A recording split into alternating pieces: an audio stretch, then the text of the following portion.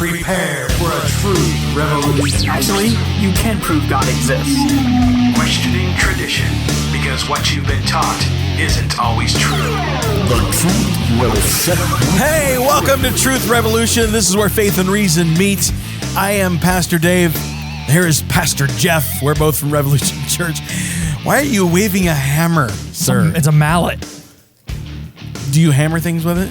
Yes. Or do you mallet things with it? I don't really know. But it's part of the show today. Okay, right on. So, today we got a great show for you, but this is a special day in the world history. This day, 12 years ago, Revolution Church was launched. Woohoo! Bam! Woo! That's just a great day. World history. Took a call from President Obama this morning congratulating us. No, you didn't. No, that was a lie. That was actually a lie. I did not do that. But it is a great day. And nevertheless, we're also having a party out at Revolution Church because we're celebrating this. So Right. we're getting some bounce houses for the kids. We got 2 big bounce houses out here at Revolution. Right. So you don't want to come, right? And right after this radio show, if you're listening in Salina on 92.7, you're going to continue to hear about Revolution because they're doing a live broadcast from Revolution. So the radio truck's out here. They're going to be doing prizes and junk. And Right on. So we got the bounce houses, got the radio truck. We're going to be doing a barbecue after. Sounds like a party. It is a party, and after 11 o'clock and after 5 o'clock, our services. So come to the services. We're giving away some T-shirts there too. It's gonna be fun. I mean, we're doing real church. You can really learn about God, but it's just a great day. Yeah, we're not throwing church out the window or anything like that for that day. No, I mean, God's the reason we do this. Right. So we're still Amen. focused on God. We're still going to do some awesome music and a sermon, but we're also, the kids are going to do some bounce houses. We're going to do some hot dogs, give away some stuff. It's just, actually, if you've been thinking about coming after Revolution, this is just a great week to do it. Matter of fact, you're invited. You are totally invited. Just so you know. That's what this mallet's all about. It's about coming out to Revolution Church today. That's okay. I thought you were a pacifist. Don't be too proud of this. Okay, anyway.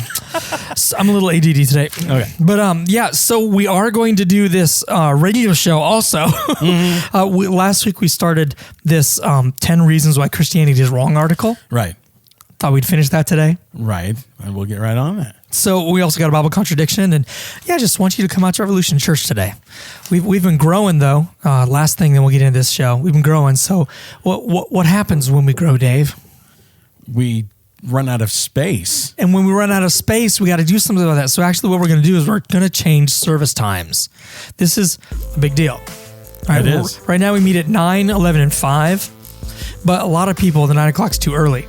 And so we're actually going to move everything back just a little bit, and we're going to meet at 10 o'clock, 11:30, and 5. It can't be done. It can be done. 10 o'clock, 11:30, and 5, starting in November. So you got 3 weeks notice there. Yep. Okay, of course, today we're meeting at 9, 11, and 5. Yep.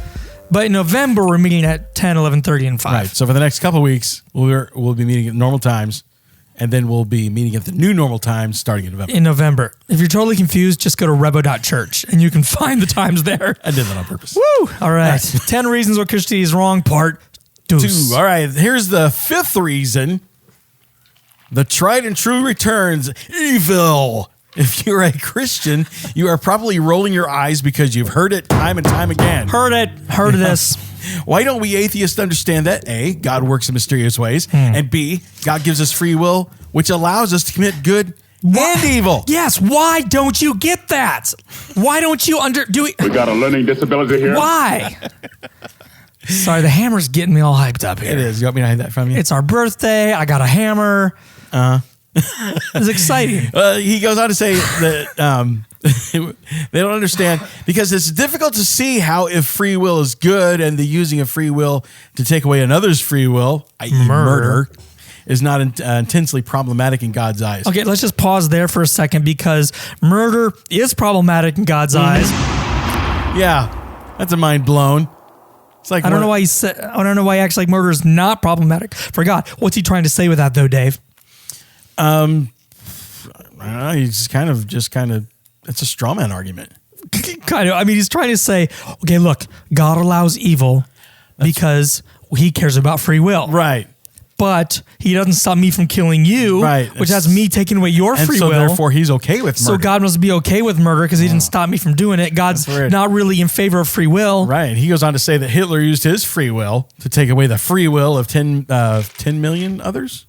Thus, if in 1919 God flipped the become an artist switch in Hitler's mind, the result would have greatly added to the amount of freedom in the world.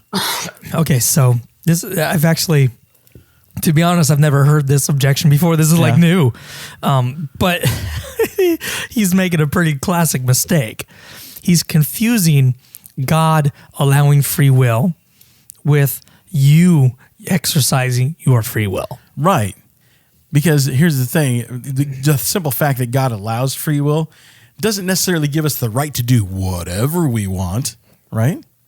I mean, we have the ability, but not necessarily the right, because here's the thing I always told my nieces and nephews when I was babysitting. You can do anything you want as long as you're willing to pay the consequences. Okay, so what does that mean for this? So what I'm saying is that God sets up consequences for the evil that we do, Yes. just in case we don't do what we're supposed to do. So how would that apply to his argument here? Well, his argument here is that he's saying that because I tell my nieces and nephews that it's okay to do everything that they want to do, doesn't mean that I want them to do that. I'm just telling them, you can do whatever you want to, but there will be consequences. Just like God's telling us, you can do whatever you want to with your free will. But if you choose poorly, there will be consequences. So it's not like God doesn't care. So you're saying there'll be consequences for Hitler? Is that what you're trying to say? Yeah. Okay, but he's saying if you're babysitting your niece and nephews and you could say, okay, you guys, you can do whatever you want, but your niece was just pummeling your nephew in the face, just punching him, would you stop that? I would. Okay, even though you just Okay, told I them see they what could you're do whatever saying. they want, Yeah, right? yeah. So you actually wouldn't let them do whatever they want. Terrible argument. I'm sorry. Well, I thought you were going somewhere with it. So did I. Right. And so what this guy's saying is, look, God says he cares about free will, but he's not stopping Hitler from stopping those people's free will. Right. Well, look, no, God's being consistent. God said he'll let us do free will, and most of the time he lets us commit free will acts. Right. He really does. Now, Dave's right to point out that Hitler is going to be punished for this. It doesn't mean that Hitler just gets away with it. It doesn't mean that you can just do evil and stop someone else's free will. But you cannot say, oh, well, God allows free will unless Right. this and this and this. Then God stops your free will, because then this becomes crazy world. Right. Okay. He stopped Hitler because Hitler killed 10 or 6 million people. Right. Okay. Well, when should he stop someone? When they kill 1 million people? Right. Or Well, 100,000? Let's look at it this way, because we have God actually used us to stop Hitler as far as the allies. Mm-hmm. Maybe that was the case. Yeah. You know? I mean, well, he possibly does. I mean, we know he uses other kingdoms to do that, but when would God insert himself miraculously? Right. Okay. Is it at 6 million murders, or is it 1 million murders, or is it 100, or is it just one murder, or is it just your friend? Like, at what point should God override someone's free will? Right. See, his argument, actually, when you try to make it real life, becomes nonsensical, because you'll say, well, yeah, Hitler's murders were too many. Oh, yeah, well, eventually it'll come down to, well, he shouldn't have let my friend get murdered. Okay, Right. so even one murder is too much. Okay, well, what about robbing people? Well, he shouldn't let that happen either. Yeah, and then okay, you- well, what about flicking a booger on someone? Well, that's really gross too, Come on, you know? man. Like, at what point, you tell Right. me, at what point should God stop miraculously inserting himself and stopping people miraculously? Because what you're asking for is cartoon world, not Right. real world. That's like drawing a line in the sand and then keep drawing it back and back, farther back. Exactly. Cross this line. This guy doesn't have a problem Right. with free will. This guy has a problem with the fact that God actually allows us to exercise free will. Where would this guy want the long line to be drawn? God draws it at free will. Where does he want it to be drawn? He doesn't say, good because point. there's a nonsensical answer. There's no answer for it. So good point. that's the end of that. End of that one. All right. Number 4. Well, you want to let's continue do on that one? D. Let's do part All right. D. His D in his objection is if the objection is forwarded seriously, then it is little more than ditheism, dual theism otherwise. Otherwise, in the Christian universe, the only power Satan has is that which God lets him have. Very good. He goes on to say, if you believe in the traditional Christian conception of God, then you must believe that ultimately everything is his fault. Everything. This in a world where a rock falls out of the sky onto innocent people and babies. What? Babies are eaten by dingoes. That's crazy. The baby, the dingo ate the your baby. Oh, wow. I can't believe we just quoted that on the show. Right. All right. No, the point he's trying to say is that everything is God's fault if God's really all powerful. Right. And God allows evil. Satan has to ask God for permission. And our understanding currently, my best understanding of the future is this, that just because God allows you to exercise your free will, just because God set this universe into existence, does not make him the direct causal agent for the evil. Okay, Dave. Right. You're going into a voting booth. Okay. And you're going to, and by the way, this is an argument from a philosopher named William Lane Craig. You're going into a voting booth and you're either going to vote for Trump or Clinton or Gary Johnson. Okay. Actually, let's make it fake people. You're either going to vote for Robert or Dingo. Okay. You're either going to vote for Robert Taking the dingo. or Dingo. All right. Let's say I put a computer chip in your brain. Okay. And so you go to the voting booth, you're going to vote for Robert or Dingo, and I am going to force you. But I'm going to push a little button, the little thing in your brain is going to go beep, and you're going to push Dingo. All right, I'm going to force you. Now, let's say that you go into the voting booth and you push Dingo. I would. And I don't even have to push the button. You vote for Dingo on your own. Because I wanted to. Okay. Now, did I force you? No. Did you make that choice on your own? Yes. So you had free will. Absolutely. Could have you done anything differently? Absolutely not. No, because if you went to vote for whoever the other one was, I would have pushed my button, beep, and you would have switched and voted for Dingo. Because it's cooler. So even though you had no other choice, Right. you still exercised free will, and that was completely your choice. That's really confusing. It is kind of confusing, but it's real. Just because you couldn't do anything differently doesn't mean you didn't have a choice. Right. You totally made that free will choice, even though you couldn't have chosen differently. So God set up this universe to exist. Yes. He chose this universe, the universe that Hitler would choose to do that evil. God saw that. He picked this universe, but it was still Hitler's choice. God set up this universe. This universe came into existence. He knew what would happen. He knew what choices we would make, but God is not at fault for the evil. It was still our choice. Right. I agree with that. So God is not the direct causal factor. He is simply the starter of this universe. We are the direct causal factors. Amen. All right. All right. Next one? Don't forget Revolution Church today, having our anniversary party. Come on out. 9 o'clock, 11 o'clock, 5 o'clock. Get some hot dogs. Let your kids jump at the bounce houses. It's going to be fun. All right, let's do this next one. Number 4, the Bible is not consistent. Many, if not most, Christians would say that the Bible is inerrant. Well, they are wrong.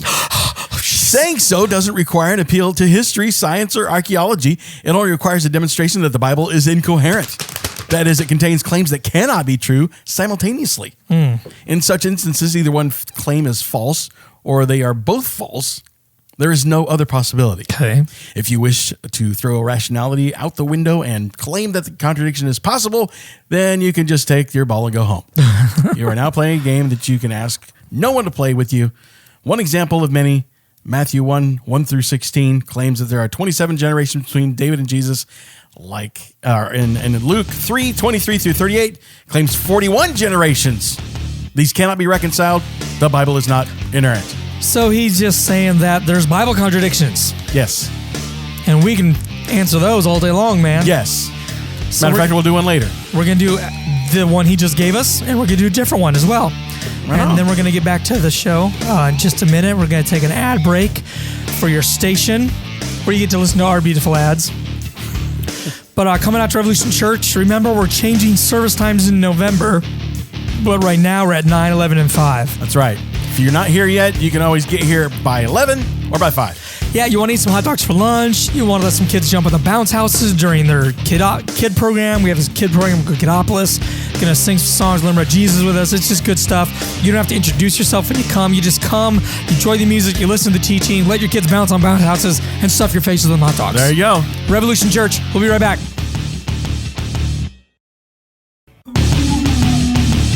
Truth Revolution. And we're expounding the reasons why Christianity is wrong. Yep. There's 10 reasons. We're doing the 5 remaining today. Yeah. But you got to come out to Revolution Church. Come to our anniversary party today. Eat some hot doggers. Jump on some bounce housers. Listen to some sermonizers and sing some songers with us. He is a little ADD today. I have a hammer. Didn't he say that? All right, number How's my 4. finger. Sorry, you don't need it anyway. You play the bass. The Bible's not consistent. It's all right. Continue. That insult didn't even make sense. It did, but it hurt deeply. So this guy says the Bible's not consistent, Mm-hmm. and he points out the genealogies. In Matthew, there's 27 generations. In Luke, there's 41 generations. Right. We should hire this guy Why? to give us Bible contradictions. Yeah, that'd be good. That would be awesome. Actually, the golden rule of Bible contradictions is you always look up what the verses they gave you. I didn't look these up though. You want to know why? He broke the golden rule. Why? Because the biblical genealogies aren't the same as genealogy.com. I'll tell you that right now. So whether he quoted them right or wrong or whatever, it doesn't really matter. Okay. When you go to genealogy.com, you want to find out your genealogy, you're trying to make some sort of like ladder or pyramid to show like where all of your ancestors came from. In biblical genealogies, that's not what they're trying to do. They're simply trying to point out the important relatives. Different authors may consider different people important, and so they may insert different people's names into different genealogies. And so no two Jewish biblical genealogies are going to look the same. Right. Plus, numbers are important. So one person might be trying to give you 7 generations. Some person might be trying to give you 21 generations, whatever it is, whatever they're trying to point out. We know this, like you just go to 1 Chronicles 3 and versus Matthew 1, and you see there, Dave, you're going to read the genealogy from 1 Chronicles 3. All right. I'm going to read it from Matthew 1. If the names are the same, we're going to say it together. Okay. And then if they aren't the same, whoever has a name is going to read it. Okay. Okay, so we're going to read this. He's reading 1 Chronicles. I'm reading Matthew. And I want you to notice how they're the same, but they're also different. Okay. David, Solomon, Rehoboam, Abijah, Asa, Jehoshaphat, Jehoram, Uzziah, Ahaziah, Joash, Amaziah, Azariah, Jotham. Okay, do you see there? Like it follows the same progression, but Matthew leaves some out and 1 Chronicles leaves some out. Okay, this isn't a contradiction. This is just a misunderstanding of how the Bible writes genealogies. Right. All right. Then that's not a contradiction. So, Okay. All right. Number 3. Christianity cannot be the religion that Jesus preached. Well, that depends what you're talking about. Well, he says the story of Christianity is the story of the beliefs that Jesus professed, developing into the religion that professes Jesus. Wait, what? In other words, dogma. It is pure folly to believe that Simon Peter, Thomas, Mary Magdalene, et al. Followed Jesus because when he died, they would be able to absolve their sins by believing in him. Why? This later theological construction was created by believers who were searching for a means to the seemingly pointless execution of their leaders and teachers, of their leader and teacher. What? I don't know. This is kind of crazy. Those who originally followed Jesus did so because of his life, because he was an exemplary teacher who radically reinterpreted the law in favor of inclusion rather than exclusion. Now let's just pause for a second right there. Okay. So, I mean, he's right to a certain extent. They started following him because of his radical, awesome teachings in life. Yes. Totally. Absolutely true. We focus a lot on the death and resurrection of Jesus Christ. A lot of times we forget that he lived for a number of years teaching and preaching and showing us how to live. Like that life was there for a reason. We need to focus on the life of Jesus. Amen. Like when I read the Bible myself, I always go to other books, Psalms and 1 Thessalonians stuff. But like in my personal reading, I come back to the Gospels and read about Jesus a lot because I want to know about Jesus' life. So he's right in that extent. But to say that they did not think that they would absolve their sins by believing in him is nonsense.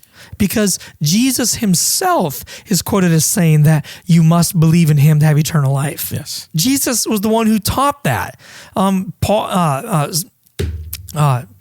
Saul and Paul wrote later on in the whole book of Romans. The entire book of Romans is about believing in Jesus Christ for the forgiveness of your sins and not obtaining righteousness by the law. Okay, you can't get to heaven by obeying the law or by being good. You can only get there by believing in Jesus Christ. Right. That's like the whole thrust of the book of Romans and Galatians as well.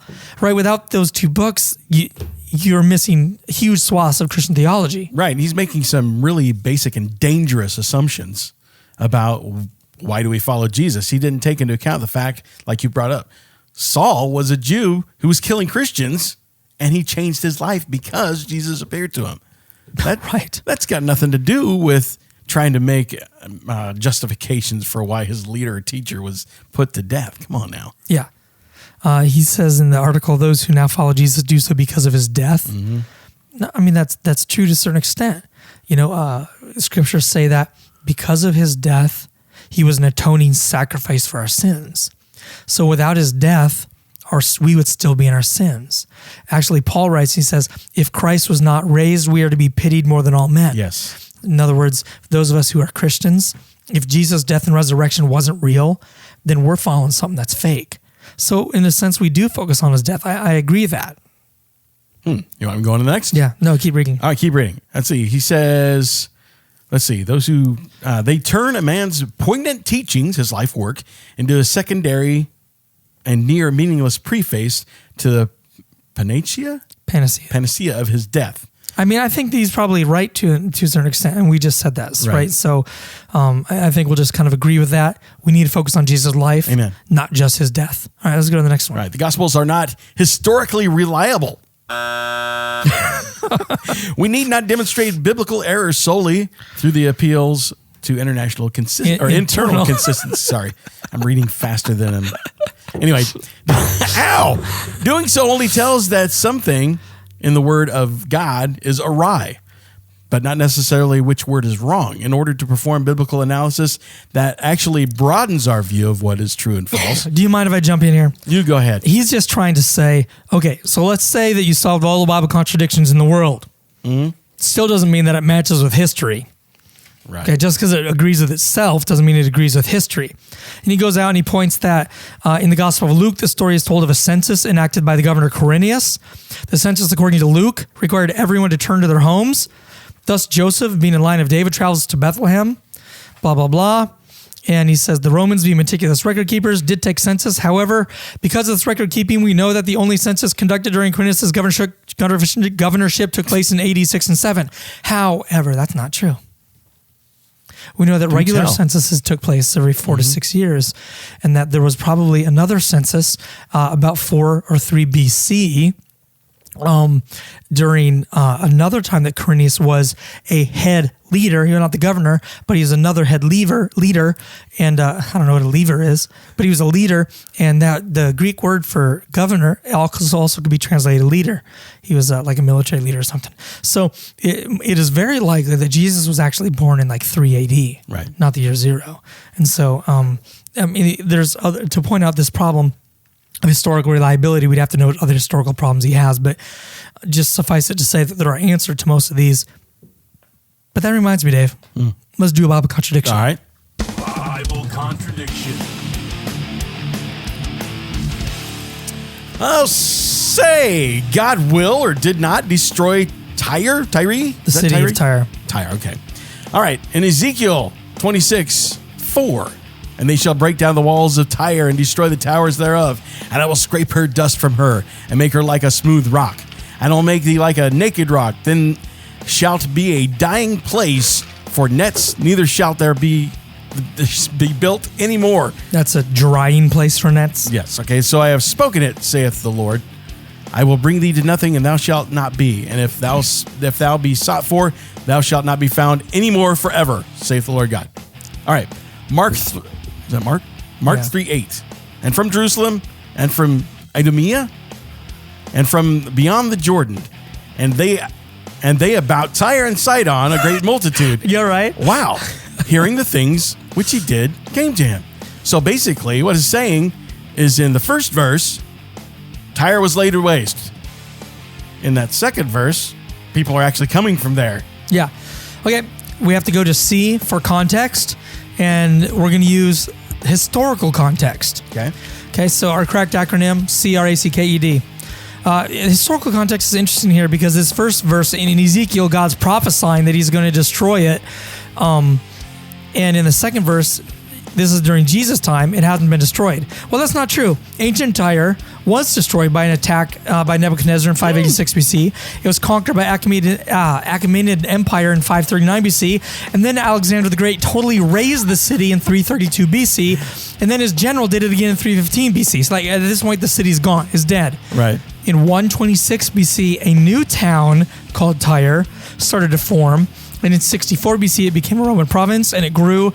And that's when like this new town that the book of Mark was talking about took place. Gotcha. But the old city of Tyre, totally gone. It was razed. It was done for, just like God said it was going to be. It was the correct prophecy if you know history. Right. It only looks bad if you don't know history. Right. It's just like we have a Manhattan, Kansas, Yeah.